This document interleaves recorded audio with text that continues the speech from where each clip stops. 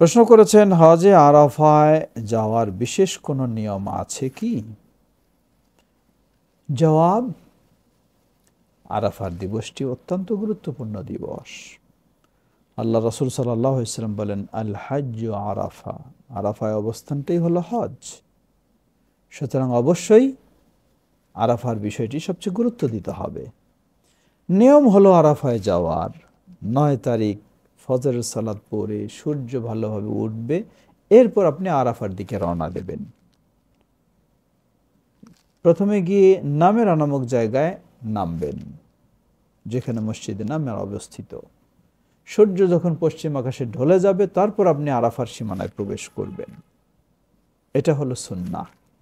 কিন্তু দেখা যায় মানুষ অনেক বেশি হওয়ার কারণে হতে পারে ৮ তারিখ দিবাগত রাতেও আপনাকে নিয়ে চলে যাবে। অসুবিধা নেই, আপনি যাবেন, সেখানে থাকলেন, অগ্রিম চলে গেছেন, পৌঁছে গেছেন, অসুবিধা নেই।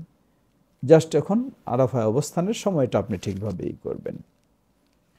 সময় হচ্ছে সূর্য পশ্চিম আকাশে ঢলে গেলে আজান শুনতে পেলে যথেষ্ট, না হলে আজান দিয়ে যে যেখানেই থাকবেন এবং একামত দিয়ে প্রথমে জোহরের 2 রাকাত কসর, এরপরে আবার একামত দিয়ে আসরের 2 রাকাত কসর। এটাই রাসূলুল্লাহ সাল্লাল্লাহু আলাইহি ওয়াসাল্লামের সুন্নাহ। কারণ এরপরে হলো আপনার সবচেয়ে দোয়া নিয়ে ব্যস্ত থাকার সময়।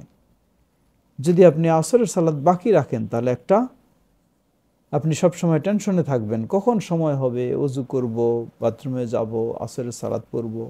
সুবহানাল্লাহ। এই জন্য আল্লাহ রাসূল সাল্লাল্লাহু আলাইহি ওয়াসাল্লাম তিনি সহজ করে দিয়েছেন, না কোনো টেনশন নেই, জোহর সাথে সাথে আসর একত্রে। এটাই সুন্নাহ রাসূল সাল্লামের। তিনি বলছেন, খুযু আন্নী মানাসিকাকুম, আমার কাছ থেকে তোমাদের হজের ওমরার নিয়মগুলি শিখে নাও। সেভাবেই তিনি করেছেন, আমাদেরকে সেটাই করতে হবে।